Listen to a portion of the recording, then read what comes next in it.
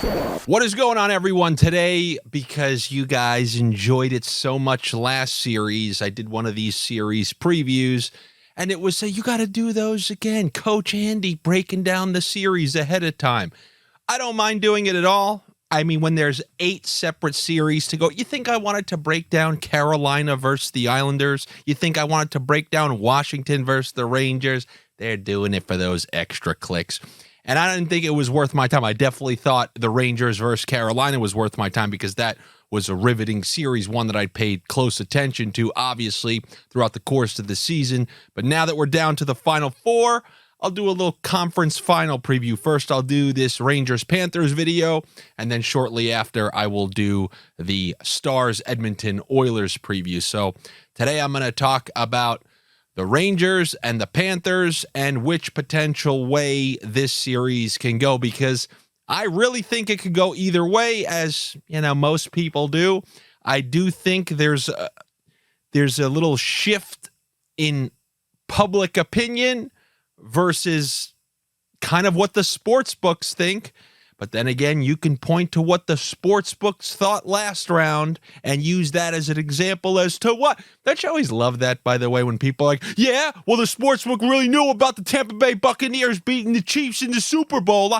Yeah, I know. The prices are based on what probably should happen based on all the data pooled together and years and years. Yes, that's the North Star. Can it be incorrect? If it was never incorrect, none of us would ever be here. Anyway, what I'm trying to tell you is that the Florida Panthers, as a road team, are kind of like Carolina, like minus 140 favorites in this series. It opened up a little bit closer to even, minus 120, minus 125, and now it's moved to like minus 140, which is interesting because I still haven't seen many people actually pick the Panthers. I feel like that should be the name of something. Pick the Panthers. Like some sort of board game, like Hungry Hippo. You got to pick the Panthers. But the Panthers are like minus 140 favorites in this series. And the Rangers, as I've mentioned many times, they are the President's Trophy winners. They have home ice in every single round. This series starts in New York. As far as my memory serves me, they obviously went 2-0 in round one, and then I think they went 2-1 so they're 4-1 at home, and they're starting this series there versus the Panthers. This series to me really is, I gotta say it's a coin flip for a variety of reasons. Now, if there were certain guarantees, I would lean one way or another. And I think you guys know what most of those guarantees are, because a lot of the themes that were baked into last series are also going to be baked into this series. And just like last series, I brought back my prop, a prop that I'm glad to have. You never know when you're going to need something in life. Like, all those green screen parodies I did, I never knew that I was going to need all those editing techniques. I thought I was like, oh my God, I got to learn all this stuff so I can do that. And then all those editing techniques allowed me to have those tools at my disposal when I started doing NHL videos. And then all of a sudden people are like, I really see great production value in your NHL videos. That's why I watch them. You see that, kids? Sometimes in life, we're like these cicadas. You don't know what you're doing, and all of a sudden you get out of your shell and you're out there flying, making noise like a locust. What am I talking about? I don't know. I have no clue what I'm talking about, but I know I'm supposed to be talking about this Rangers-Florida Panthers series. So I got my sweet chin board here once again.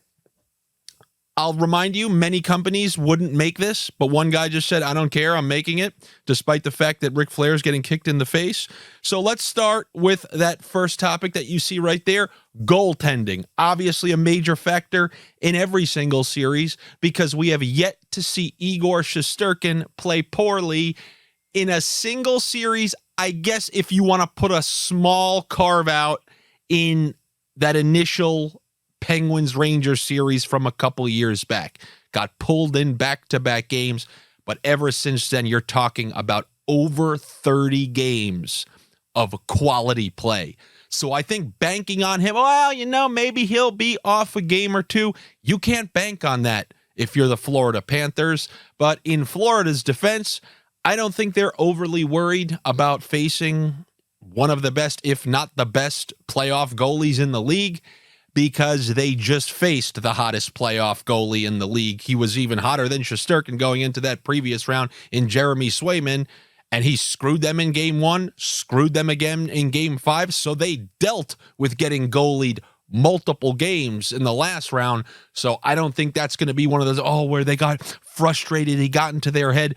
They stuck with the game plan. Sometimes Swayman screwed them, and sometimes he didn't. So I don't think the potential mental battle that sometimes happens with teams when they go cold, like you saw that last year with Carolina when they played Florida, they just couldn't seem to beat Bobrovsky, and he got in their head. And that takes me to that goaltending matchup. I believe you know what you're getting from Shesterkin. Interestingly enough, Carolina scored a good amount on him.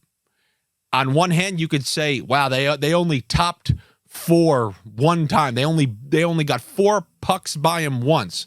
But on the flip side, Carolina scored 3 on him, 3 on him, 2 on him, 4 on him, 3 on him, 3 on him. So they were able to score a decent amount against a goalie who's playing incredible, because even in those wins, Shesterkin had to play incredible. Even when you look at that closeout game, Shesterkin had to make so many saves. You think about the breakaway save he made on Aho, a couple flurries. That game was about to be 4-1, and obviously that's a completely different series if Carolina has now won 3 in a row, dominated the majority of that game 6, and it's going back to Madison Square Garden. So Shesterkin, I think, gives the Rangers a clear advantage in net, because Bobrovsky, although we haven't seen it really recently, he is capable of those blow-ups from series to series. He's capable of being up and down. We saw this. I mean, he stole that series versus the President's Trophy winning Lightning. I don't know if you want to say stole the series, because Columbus really did play great team hockey. But then the very next series, the Bruins were able to get to him no problem.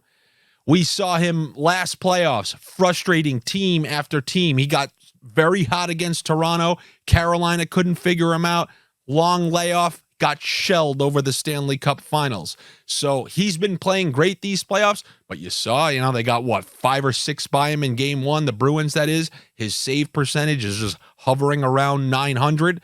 So he is capable of having those type of blowups. So once again, and there isn't a team in the league other than maybe the Lightning in the late series matchup where I would pick any goalie over Shesterkin. He's as good as it gets, and they know that they can rely on him to keep the Rangers in any game where maybe they're not playing well at during the beginning of the game, just like that game 6 against Carolina. You want to talk about thoroughly getting dominated. Shesterkin held them in that game, and then the Rangers get kind of a bad third period goal, and then they just turned it on in that third period and were able to win that game. So the clear advantage to me goes to Shesterkin in that goaltending matchup.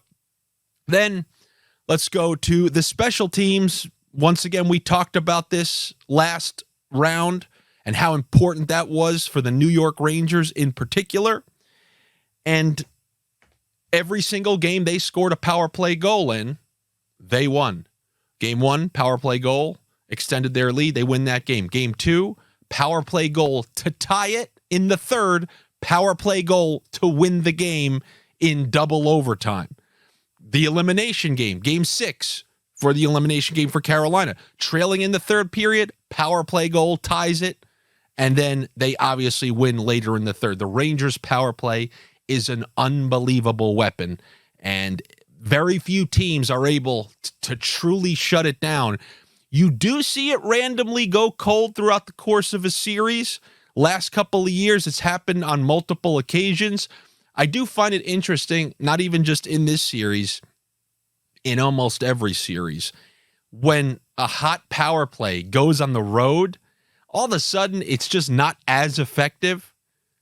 And then all of a sudden, after 2 games on the road, maybe they haven't scored a power play goal, they come back for like a game 5 or something, and now that game 1 and 2 efficiency is gone because of the kind of 2 slow games on the road. you can see power plays start to mount when it comes to struggling. It's not just them, because there are two ultra elite, incredible power plays left in this playoffs, and both of them started off red hot in that last series. They were red hot in the first series, and then they got cold in the middle. That's where those teams had some trouble losing some games, but in the elimination game, both of those units came through with power play goals, and it's immensely important for them to do so, because the Florida Panthers, there's a wild card factor. Everybody knows, they're going to try to bully you. They're going to play that playoff style of hockey, which they've been playing all year long. And that is true. And they do have a decided advantage. I don't know. I'm seeing people have this narrative that, like, Rangers aren't going to get bullied. Like they have Trouba and they have Rempe. What the hell does that mean? As you saw Pat Maroon say, it doesn't really mean anything because I'm never matched up with the top lines. When you're talking about guys in the top 6, top 9 of a team, when those guys are imposing their will and those guys are injuring top players on the other team, when you're seeing Tkachuk punch Pasternak in the face, and you're seeing Sam Bennett eliminate Marchand, Rempe and his 8 minutes a game aren't going to be able to do anything. And as far as Trouba, you sure you want Trouba out there against the top talent on the other team? Did you see how many goals he was on the ice against in that last series, and how many penalties he took, how many minor penalties he took? Trouba's a liability. Congratulations. He's going to come and try to fly in for some open ice hits. But do not forget when the Rangers were buckling in that last series, where all the blame was being concentrated, and much of that was to Trouba and how many goals he was on the ice for against. So I don't believe this, Rangers aren't going to get bullied. I look at physical teams. Is it coming from every single line? Every team has a fourth line where people are willing to bash you. But if the top 6 of another team is repeatedly getting in on the forecheck and destroying, defensemen every time they're going in and making things hard, like when you knock the rat out of a series with one of your skill players or one of your top 6 forwards, that's a pretty imposing kind of team to deal with. But I will say this, the Panthers were one of the most penalized teams throughout the course of the regular season. And you really are running the risk. If the Panthers take penalties in this series, and this series, especially early, you saw that Carolina series, did you see how many power plays were gifted to both teams in games 1, 2, 3, 4? Then later in the series, that's when you get to clenched ass cheeks. But earlier in the series, when penalties are usually plentiful, man, I think that benefits the Rangers, because I can assure you that the Panthers penalty kill, which went 17 for 18 against the Boston Bruins, this Rangers power play is not the Boston Bruins. They're going to make them pay, and that's a guarantee. So if the Panthers come out and they take too many penalties, and you can applaud the Panthers because they took about half as many penalties as the Bruins. So they demonstrated last round that I don't know if it was luck, but they can be a disciplined team. But I don't know if that was just one round where it happened to fall that way, because against the Tampa Bay Lightning, they were taking penalties and the Lightning made them pay on the power play many times. And I see a similar scenario playing out where the power play of the Rangers will make Florida pay if they try to get too aggressive, too rambunctious. They're taking runs at people and the refs are in the mood to call. 5 penalties on both teams massively benefits the Rangers. I can assure you this. Florida has a good power play. I would even say a very good power play, but it's not that deadly elite type of power play that the Rangers have. Anytime a power play, like if you're looking at a power play and you say, how are they going to beat us? You can say, watch out for blank. And the classic example would be, if you're watching the Capitals power play, watch out for the Ovechkin one-timer. Well, the Rangers clearly have an option A, and that's a seam pass, or even just from Fox from the top of the umbrella there over to Zibanejad. The Zibanejad one-timer is an obvious lethal weapon on that power play. And then moving from there, you have Fox shots that get through that Chris Kreider can get a stick on, and then Panarin also getting shots through or feeding it to the bumper and Trocheck or shooting himself and trying to pick a corner. Many weapons there. The Panthers, it varies. The power play runs through Barkov, but they don't have like that one-timer blast. They use Verhaeghe on the other side, on his strong side, so it's not like he's ever one-timing it. And so they don't have a true shooting option. They do it in more of a clever, meticulous fashion. But it is a very good power play. But special teams certainly, in my opinion, once again, favors the Rangers. And in this town, you can go a long way with good special teams and good goaltending. And, when you're talking about great goaltending, you can go a very long way. So, once again, goaltending, Rangers. Once again, special teams, Rangers. And once again, officiating will play a major part in determining the outcome of this series. Early in the series, I think the Rangers will have benefits. I mean, forget about just the benefits of being at home where you get the benefit of last change, but the benefit of early series officiating, which, if you guys have noticed, whether this year or last year, the refs are not scared to call penalties early in the series where it doesn't ruin the series for an entire team. So I talked about the Bruins power play going 1 for 18. That will not happen with the New York Rangers. And Florida remaining disciplined. Depth. Once again, just like last series, I believe that this favors the Florida Panthers. An uneducated fan, like, what do you mean? Who do they got over there? Well, I mean, I don't know if you're familiar with their game, but the depth players on the Panthers have provided just as much as second-line players. When you can roll 4 lines in a series, I truly believe that is the recipe to win in the Stanley Cup. I believe all gimmicky teams, and gimmicky teams can be really quality teams, but any team that needs X and Y to happen always eventually runs out of space. Like goalie and special team, eventually you got to have some cock and balls, as they say. You need to do it the real way. And the Panthers, their third line, which originally was Lundell, Luosterainen, and Evan Rodriguez, they've contributed. Look how many. They all scored in that last series. Every single member of that line scored. And if this series stays 5-on-5, just as I said in the last series, and just as you saw in the last series, the majority of 5-on-5 play belonged to Carolina. There were many instances in that series. Rangers home games, Rangers on the road, like Carolina was thoroughly dominating the series. You were never really watching those games saying, wow, look at Carolina on their back foot the whole time. It is what it is. At 5-on-5, the Rangers are not the most elite team, but they did show me they have more than I thought. I thought 5-on-5, they have nothing like in previous years. It's Shesterkin, score on the power play, and then just hope to get just about enough from the top 6, because the Rangers don't get a ton of production typically from the bottom 6 in their lineup. I think Coyle had 1 goal in that last series, but outside of that, nothing. Meanwhile, the Panthers were getting production all around that third line. Every single member of that third line was scoring goals.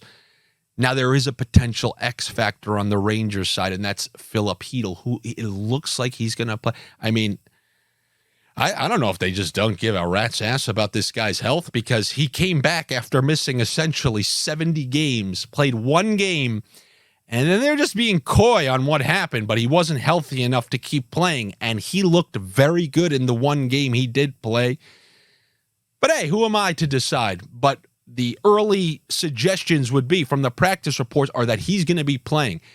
And to me, that makes a big difference, because to have a third line that can contribute somewhat, because that previous third line was not contributing. But if you look at that game 3 versus Carolina, Hedl was doing some stuff out there. He was helping generate chances. He's obviously played on the kid line with Kakko before. Wenberg, more of a defensive specialist, but maybe having someone like Hedl on the wing where you have fewer defensive responsibilities, he can just try to be that X factor that helps out, and just sort of any sort of contribution, literally any sort of contribution coming from the Rangers' third line is a massive contribution. And I will say there were a couple key instances in that series where the 5-on-5 play, it did come through for them. Whether it was in game 3, they took the lead in the third 2-1, and then in overtime in that same game, they won 5-on-5. Yes, they used the power play to tie it up in the clinching game in the series, but they won it 5-on-5, that Kreider tip-in right in front. So we saw more at 5-on-5 than I would have thought, but I will say Florida is unbelievable at suppressing chances at 5-on-5. Like, Boston had to fight like dogs to try to get anything. And yes, you can point to, oh, but do you see their set of Zacha, Coyle? They didn't have Marchand. I understand, but Tampa has better than that. And so much of Tampa's production came on the power play in that series, and it's just hard to get quality chances. And when you look at the Rangers' shot totals in that first series, I'm not sure. I don't think they surpassed 30 shots in a single game. Maybe the double overtime game, but they whether it's a question of them being more selective or them making the most of their chances, this isn't a team that usually generates a ton of chances. So if Florida is shutting them down 5-on-5, it's really just a carbon copy repeat of the last series. 5-on-5, in my opinion, and probably many people's opinion, will benefit Florida. Any sort of penalty-ridden games, any sort of special teams will benefit the Rangers. Early in the series, I will tilt the favor toward the Rangers. Later in the series, I will tilt the favor toward Florida. And then lastly, I believe one more thing, the injuries.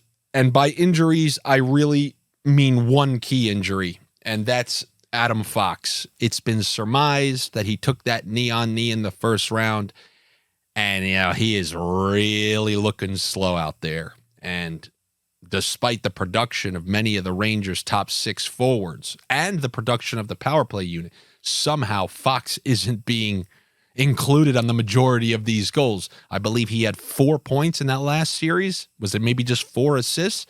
And he clearly is battling through something. You got to love that, by the way. If I was ever struggling, I would just try to get to my PRTV, circulate a hit from the first round that really looks like I got injured after, and just circulate the narrative that I'm playing through something, because everything seems to be forgiven. You got to see if Fox is making a bad play, it's like, well, he's playing through it. I gotta start doing something like that, because after the playoffs, you obviously hear every player is hanging on for dear life. People are playing with no Achilles tendons. They're playing with no ACLs. One of their elbows isn't working. And then you always find that out after the end of the playoffs. I heard Seth Jarvis had a whole litany of injuries that he was playing through all year, and then you learn about it after the season's over, which I believe hockey is the only sport you can get away with doing that. You just call it, oh yeah, lower body injury. So what was wrong with him? Oh yeah, he has no knees. He's dead. Yeah, so this is the supposed knee-on-knee that injured Fox, and he hasn't been the same since, but he is practicing in all these practices. Like, if you look at the Oilers, they're banged up guys, they're injured guys, even like McDavid, Hyman, Draisaitl, none of them are skating on off days. Many of them are not practicing.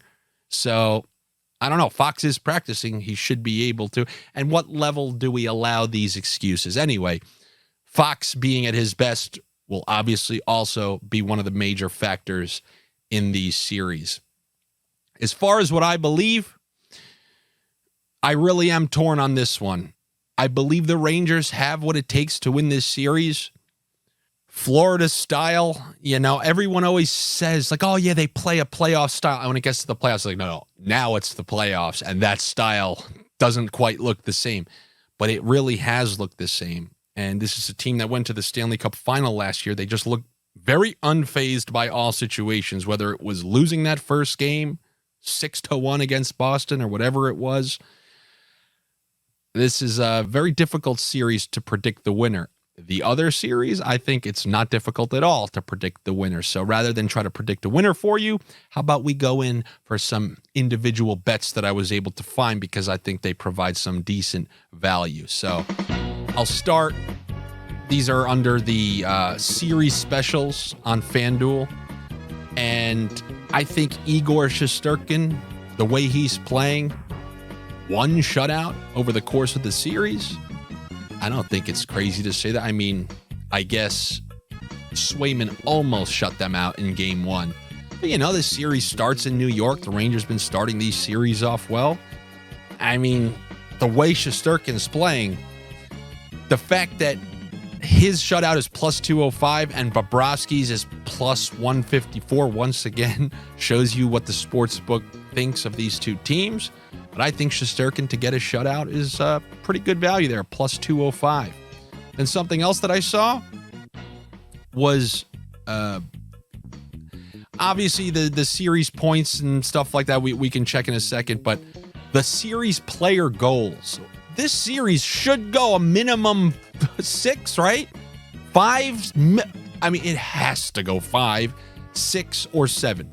You would think this series goes 6 or 7. So if I have that type of leeway to run with here, I'm going to go with some of the players that provide great opportunity. And this is for 2+ goals here. So you need 2 goals in the series.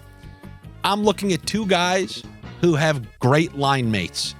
Alex Lafreniere, you obviously say he plays with Trocheck, he plays with Panarin. If Panarin and Trocheck, if the Rangers are going to win, those guys have to do something. And Lafreniere is going to have to continue to play the way he did last series. 2 goals, plus 110, any sort of plus money bet, I think is a good value. But I think Tarasenko, against his old team, blah, blah, blah. But he's playing with Barkov and Reinhart. I mean, there's a trickle-down effect if you can't get a couple chances with those 2 guys. That was one last thing that I wanted to say, and I'll always state this. One of the advantages that the Panthers have, they have the best player in this series. It's just something I need to keep telling everybody.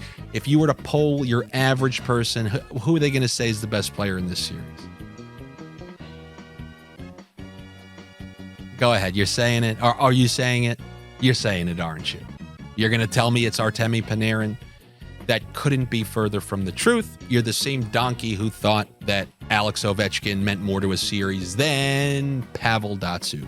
This generation's Pavel Datsyuk, a guy who can put up 100 points and shut down your best player and be the most effective checking center while also being the best offensive center, Sasha Barkov. He is one of every generation has an MVP that casual fans don't respect in that regard because they don't respect the little things about the game and they don't realize how important it is to have a center who could shut down an opposing center. Usually that's your checking center who specializes in that. If you're one of the lucky few who has the guy who can do both, Barkov does power play, penalty kill, can win games by himself at 5-on-5, and can shut down your best player. That's a true MVP. He is the most important player. McDavid's more important to his team. He is the player that offers the most to any team on both ends of the ice. The full hockey player, not the most important offensive player. Yes, Panarin is more important offensively to his team, but the best hockey player in this series is Sasha Barkov. He took over last series offensively. Let's see what he does this series, both offensively and defensively. And I believe that him being on the Panthers always gives them a huge advantage because it also frees up opportunities for other players. When I also had to see Matthew Tkachuk taking all the praise last postseason, it made me sick. Oh, also, this is still in the same 2-goal, Anton Lundell. Now, the reason I'm going with him here is because he's been playing great these playoffs. Once Sam Bennett got injured, he filled in on that second line, and he filled in admirably. He was raking up points every single game. Everybody who watched the videos, they benefited from his high-priced assists with Tkachuk and Verhaeghe. And he's actually earned that promotion. He's opening this series and closed the last series on the second line. He's centering those 2 players. So by virtue of Snakeonomics, if you're telling me that he's out there with Tkachuk and Verhaeghe, although, they are alpha shooters, they both shoot a ton, but to get 2 goals after he scored a couple times in that last series at plus 280, Anton Lundell could be a good value right there. And then for 3 goals, This is where I like a couple of Rangers. They obviously are heavily dependent on their top 6 to produce. They have a vicious power play. If that power play is going to connect, I can see Zibanejad getting 1, possibly 2. Who knows, maybe even 3. He's done it before. He had a couple immediately in that last series. And then Vincent Trocheck obviously has been performing admirably all playoffs long. And if the Rangers are going to continue on the run, he's going to have to produce as well. So Zibanejad and Trocheck for 3 goals, getting you over plus 200, I think is a good value. Now, if you go up to most points in this series, which I just saw out of curiosity, my guess is they would have Panarin first. Yeah, so they have Panarin first, and then they have Barkov and Tkachuk second. Go down a little bit. Let's see. Obviously, you know the rules. If you're going to take somebody to lead the series in points, he better be on the top power play. He better be. You better not be taking some Tarasenko who's on the second power play or something like that. So the best value of all the guys, I'm nearly certain, is going to be Brandon Montour, but I don't have that type of balls.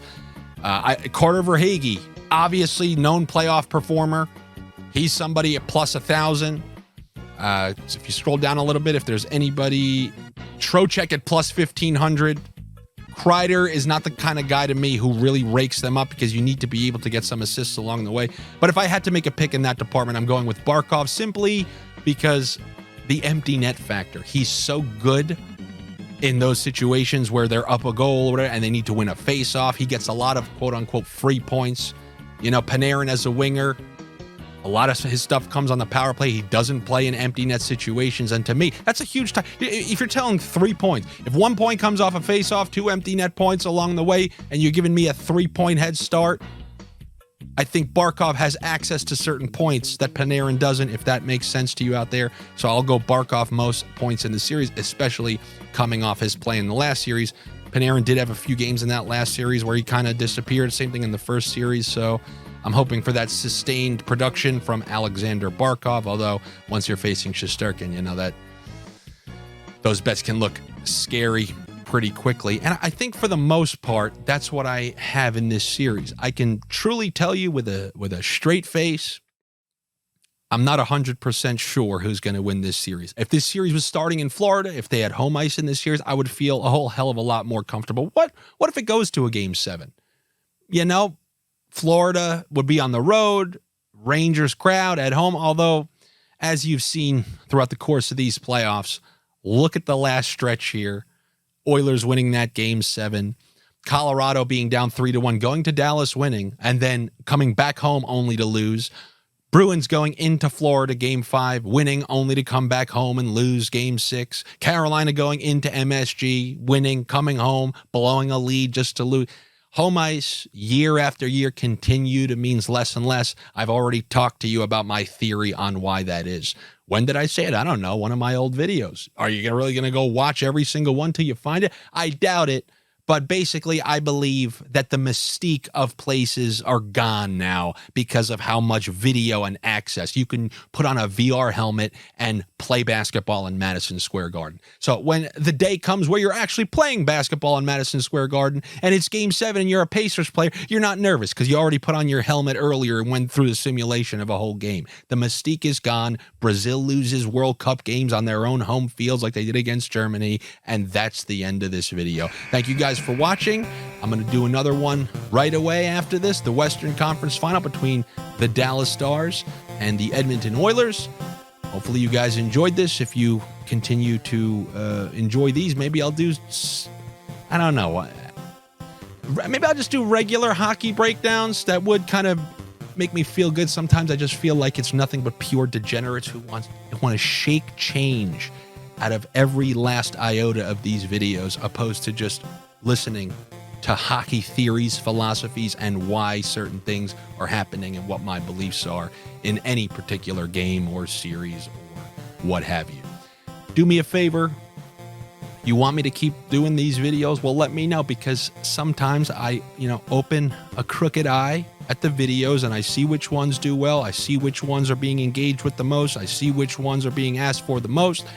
And those are the ones, I know it will never be my final decision because I'm a stubborn prick. Sometimes the things that people like the least, I do it just to prove, no, we're going to get this one up the hill. But let me know if you want me to do more of these things. And that's not if I get enough requests, I will keep that in the back of my head for next season. Because I know like series futures, nobody watches those because you guys, like I said, you need that immediate gratification. Like how many people, and you know what, I'll talk about this next video.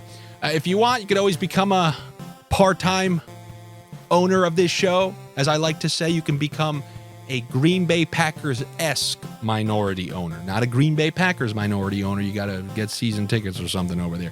But you can be a minority owner of this show by subscribing at the Patreon. It's patreon.com/Andy Francess. That's also where you'll be able to get those summer sniffs. Once Josh starts posting them, he's going to start in the beginning of June. What are we, 2 weeks away? Then we're going to have that show called I Hate Baseball. Mondays, Tuesdays, and Wednesdays, where I'm just going to repeatedly let you guys know how much I hate baseball and why, and how I used to really like it, and now I currently don't, but Josh is going to give me the incentive to watch. Why? Because sports betting can make every single event in your life the season 4 finale of Game of Thrones, and this is the finale of this episode because I'm done talking. I will talk to you guys later. Hopefully I see you for the next Stars Oilers video later.